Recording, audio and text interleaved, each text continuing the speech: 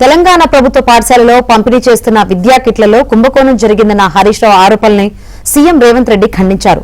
680 కోట్ల టెండర్లలో 2000 కోట్ల స్కామ్ ఎలా సాధ్యమని ప్రశ్నించారు. విద్యా రంగంలో రాష్ట్రాన్ని దేశానికే ఆదర్శంగా నిలుపుతామన్నారు.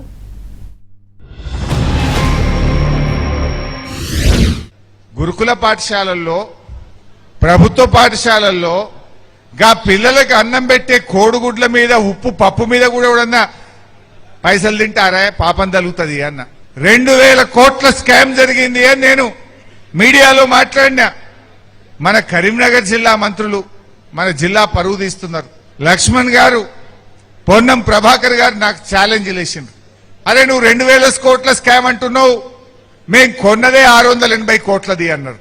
వాళ్ళకి నిజంగా వాళ్ళని చూస్తే నాకు జాలేస్తుంది. అద్భుతమైన క్వాలిటీతోని ఒక మంచి కిట్టు 9 వస్తువులను పెట్టి మంచి ఒక స్కూల్ బ్యాగ్ తో సహా ఈనాడు పిల్లలకి ఇయ్యాలి.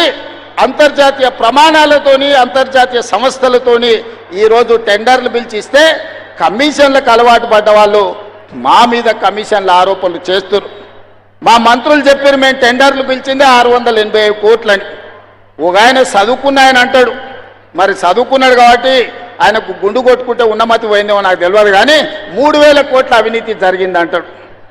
చదువుకున్నాడు, చదువు రానోడు తాటి చెట్టు లెక్క పెరిగిండు. ఇబ్రాహీంపట్నం ఈదుల్లో పెరిగిన తాటి చెట్టు పెరిగినోడికి మతి లేదంటే నేను అర్థం చేసుకుంటా. చదువుకొని ఐపీఎస్ అయినోడు 687 కోట్ల టెండర్ పిలిస్తే 3000 కోట్ల అవినీతి జరిగిందని ఆరోపణ చేస్తే ఇంకా అతన్ని ఏమనాలో నాకైతే అర్థమైతే లేదు. జాలిపడి వదిలేయడం తప్ప నేను విమర్శ చేయదలుచుకోలే.